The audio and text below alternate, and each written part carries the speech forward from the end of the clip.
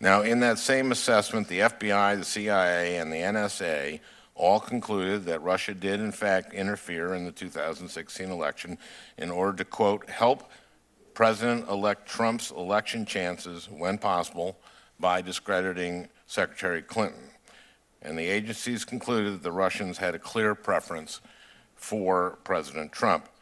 What is your assessment of why the Russian government had a clear preference for President Trump?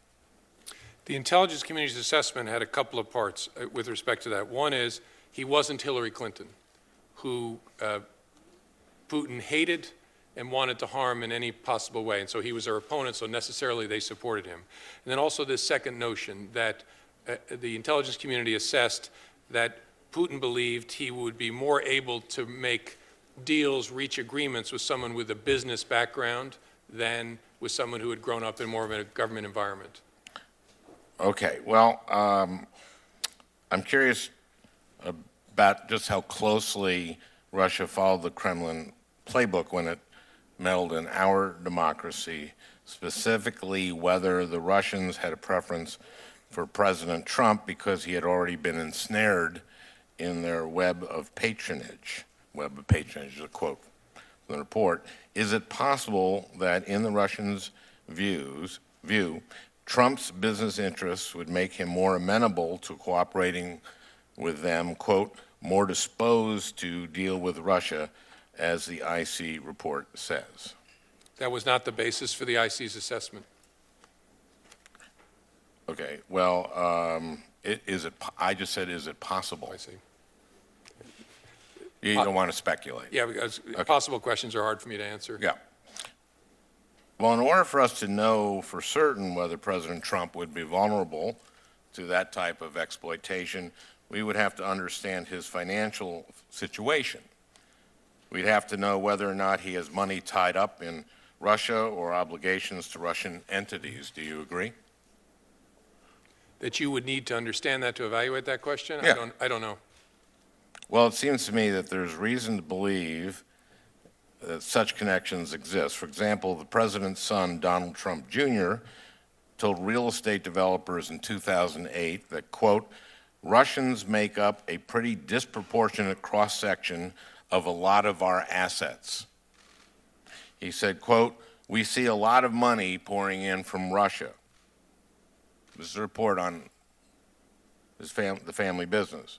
In 2013, President Trump held the Miss Universe pageant in Moscow, and the pageant was financed by a Russian billionaire who was close to Putin.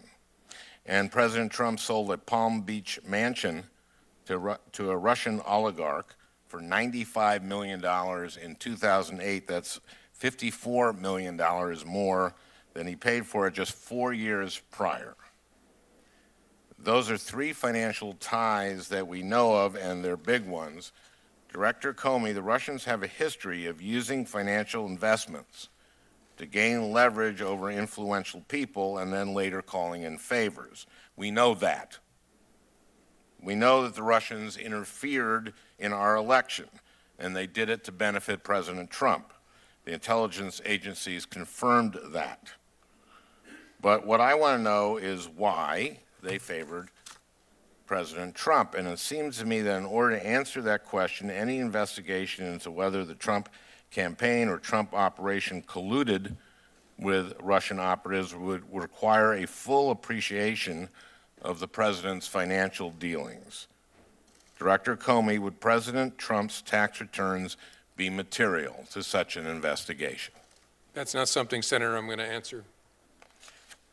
Does the investigation have access to President Trump's tax returns? I have to give you the same answer. Again, I hope people don't overinterpret my answers, but I just don't want to start talking about anything, what we're looking at and how. Director Comey, we continue to learn about ties between Russia and former members of the president's campaign and current senior members of his administration. Jeff Sessions, Attorney General, and former campaign advisor Carter Page, former campaign advisor Paul Manafort, former campaign manager Paul Manafort. Also, he was chief strategist Rex Tillerson, Secretary of State, Roger Stone, political mentor and former campaign advisor Michael Flynn, former national security advisor Jared Kushner, White House senior advisor and son-in-law.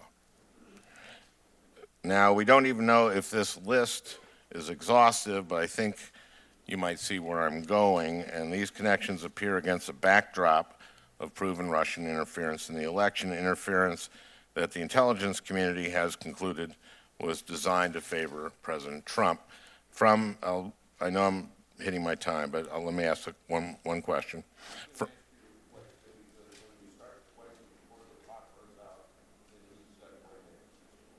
Thank you, Mr. Chairman. From an investigative standpoint, is the sheer number of connections unusual or significant? What about each individual's proximity to the president? Is it unusual for individuals in these important roles to have so many unexpected and often undisclosed ties to a foreign power? I have to give you the same answer. That's not something I can comment on. Okay. Thank you, Mr. Chairman.